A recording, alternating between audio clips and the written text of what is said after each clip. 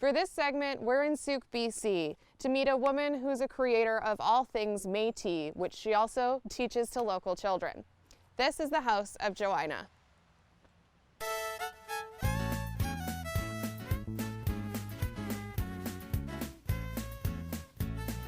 This is Maxime Lepine, and you'll see he's got a capote on. This is made out of one blanket, and this was the coat that the Métis wore. So these are singing sticks, and they get to play the music with them, right? Teachers hate this.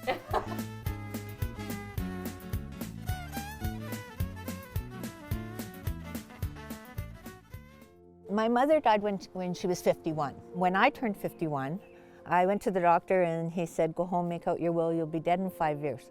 So I thought, oh my, you know, so many times I've went, I should have asked Mom. So I thought I should make a family tree. So I was in St. Francis Xavier, where you can get all of this genealogy done, and gave them the information and told me, go home, come back tomorrow and we'll have it done for you. So I was like, bonus. So I went back the next day and they gave me a book, which is, I thought it would just be a piece of paper. And she says, do you not know who you are related to? And I went, no, I don't. She's looking through it and she goes, this is Howard Adams. And it was like a piece of the puzzle just dropped, and I had found what I sort of was missing all the time.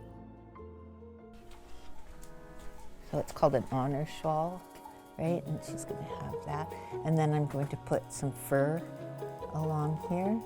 So she's got 2 strips of ermine.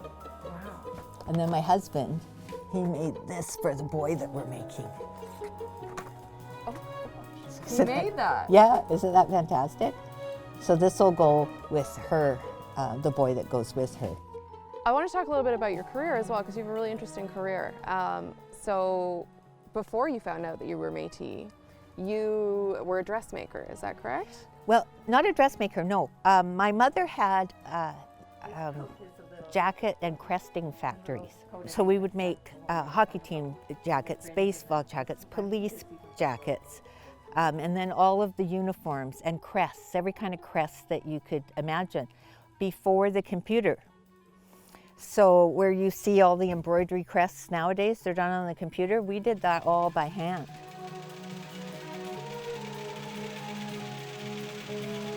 I worked for an upholstery place, I worked for dressmakers, I subcontracted for the movies to do historical costumes. One of the movies that I did for was The Snow Walker. It's called The Snow Walker. And Barry Pepper stars in that. And I had to make those jackets for Barry Pepper. In one fleeting moment,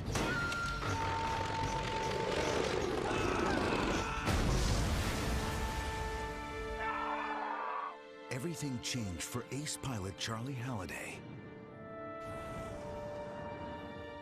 So how did you get into teaching children about Métis culture?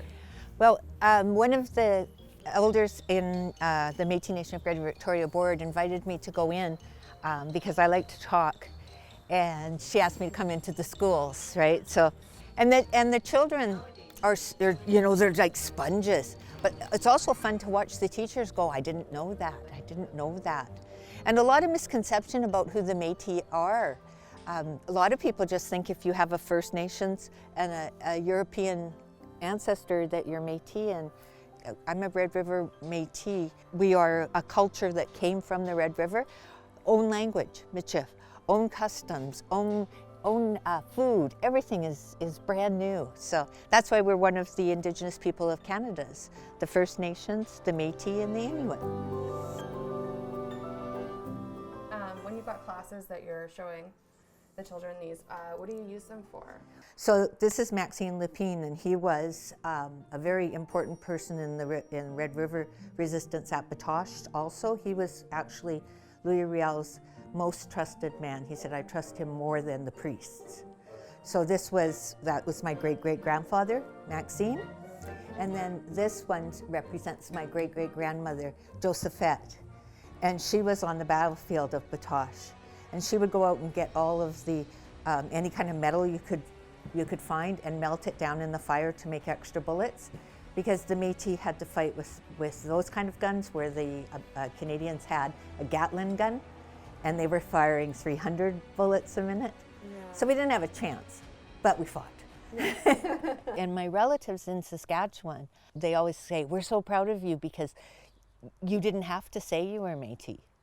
Yeah, you did it yourself. You chose to. I chose to, and I'm so proud to be it.